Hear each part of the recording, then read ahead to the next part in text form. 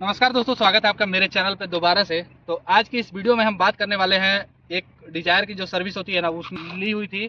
तो उस टाइम 17,000 रुपये पहली सर्विस हुई थी। उस टाइम इस पे इन्वेस्ट नहीं हुआ था, बट अभी ये गाड़ी चल चुकी है 36,582 किलोमीटर टू बी एग्जैक्ट, और इसका 35,000 पे सर्विस हुआ था। और उसमें बहुत ही मोटा जो खर्चा है ना, वो आप कह सकते हैं इसमें एक लगा है। और क्या क्या चीज़ें चेंज हुई है, क्या क्या चीज़ें इन्वेस्ट हुई है ना, वो सब आज मैं इस पे एक एक करके आपको बताने वाला हूँ। पुरानी हो और प्लस में इतने साल के बाद, इतने लंबे अंतराल के बाद जो आपका सर्विस होता है, उसमें कई सारी चीज़ें हैं जो प्रॉब्लम आती हैं। वो कई तरह की प्रॉब्लम आती हैं जो कि इसमें सस्टेनेबल नहीं होती हैं, और उससे चेंज करना होता है। तो आप मीटर कंसोल दिखाता हूँ। तो आप यहाँ पे देख सकते हैं इसका जो MID है, वहाँ पे आप 36,582 किलोमीटर 85 किलोमीटर गाड़ी चल चुकी है।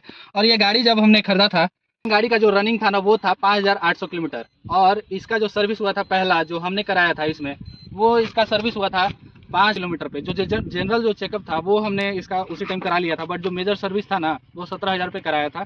उस टाइम इसका इंजन ऑयल वगैरह ऐसे ही जनरली सारे चेकअप हुए थे। लेकिन अभी जो 35,000 पे इसका जो सर्विस हुआ ना, उसमें हमें इसमें मोटा फटका पड़ा है। और वो क्या क्या चीज़ें हैं ना, सबसे पहले जो इसका चीज़ है वो इसका क्लच प्लेट। जी हाँ, तो इसका जो क्लच प्लेट था ना, वो पूरी तरह से वियर आउट हो चुका था। और जिसमें हमें इसमें सबसे जो मोटा खर्चा है उसी में पड़ा, जो कि अप्रोक्स जो इसका सामान था ना, वो 3 चीज़ें इसमें चेंज हुई हैं मेजरली। तो जो सबसे पहली जो चीज़ है वो है क्लच प्लेट इसका, और उसका जो 2 और पार्ट है, तो उसमें एक रिलीज बैरिंग। और दूसरी जो चीज़ इसमें चेंज हुई है ना, वो है प्रेशर प्लेट। जी हाँ, तो ये 3 चीज़ें चेंज हुई इसमें। और उसके बाद जो क्लच है ना, वो सुपर स्मूथ हो चुका है। पहले इसका जो क्लच था वो पूरी तरह से वियर आउट हो चुका था, जिसकी वजह से इसका क्लच जो था सो पूरी तरह से हार्ड हो चुका था। और और पूरी तरह से ऊपर आके जो रिलीज होता था, एक्सेलरेशन जो है सो इसकी दब गई थी, आप कह सकते हैं ये। तो ये चीज़ें इसमें चेंज हुई। प्लस में इसका जो सर्विस था वो इसका ड्यू था पिछले 15,000 किलोमीटर से, मान सकते हो आप। तो वो इसमें चेंज हुई। तो इसकी जो डिस्क पैड है, ब्रेक पैड है, अभी तो कुछ है ही। इंजन ऑयल है वो चेंज हुआ। इसका जो गेयर ऑयल है वो चेंज हुआ। इसका जो कूलेंट है वो चेंज हुआ। और ये सब सारी चीज़ों को मिलाकर अगर बात कर लें, कॉस्ट है वो आया अप्रोक्स, जो क्लच प्लेट का जो सारी सामान थी ना, उसका जो बात कर ले रेट की, तो वो हमें पड़ा 2500 के करीब। इसका जो मिस्त्री चार्ज है, जो आप कह सकते हो मैकेनिक चार्ज, वो 2,000 रुपये। और जो फिटिंग चार्ज है क्लच प्लेट वाला, उसमें 2,000 रुपये। और सर्विसिंग का बात कर ले तो वो हमें 2,000 रुपये पड़ा, अगर मैं ये जनरल बाहर गैरेज से कराया हूँ तब। और ये करीब पड़ा था, वहाँ बिल हमारा बना 8,000 के करीब। तो ये हुआ कुछ इस प्रकार से, 8,000 यहाँ पे और 2,500 वहाँ पे। और इसका जो सस्पेंशन था ना, आगे वाला जो राइट साइड का सस्पेंशन था, वो पूरी तरह से डैमेज हो चुका था।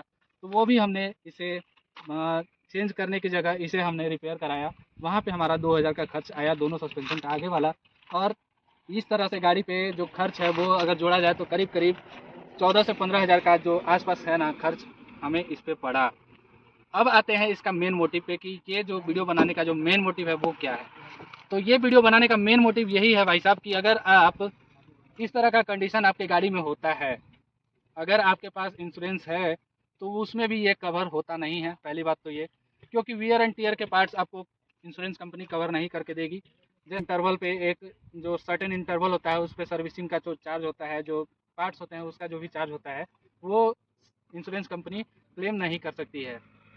तो ये शोरूम में ना कराने की वजह, अगर आप कहीं बाहर लोकल मैकेनिक से कराओगे ना, ना करते हुए भाई साहब 10 से 15,000 रुपये का बचत होता ही होता है। तो ये था मेन मोटिव मेरा वीडियो बनाने का। इसमें हमें जो काम 14 से 15,000 में हुआ ना, वही अगर सर्विस सेंटर हम जाते, तो वहाँ पे कैसे भी करके 40 से 50,000 रुपये का जो बजट है ना, वो हमारा इन्वेस्ट हो चुका होता। ये अगर आप गाड़ी रखे हो तो आपको ही पता होगा। और ये रही मारुति सुजुकी का डिज़ायर। तो मारुति सुजुकी होने का बेनिफिट तो भाई साहब उठाना ही पड़ता है, क्योंकि इसका जो पार्ट्स होता है, इसका जो अवेलेबिलिटी होता है ना, वो लोकल मैकेनिक्स के पास भी होता है। और जितने साल से ये मार्केट में रूल कर रही है ना, उसके बाद किसी के लिए कोई टफ नहीं होता है, चाहे इंजन से रिलेटेड बात कर ले, चाहे इसके सर्विस से रिलेटेड बात कर ले। तो ये थी कुछ इन्फॉर्मेशन जो मैं आपको देना चाह रहा था। कैसी लगी आपको वीडियो, कमेंट सेक्शन में कमेंट करके ज़रूर बताएं। मिलते हैं आपसे नए वीडियो में, तब तक के लिए बाय बाय, ख्याल रखिए अपना। भारत माता।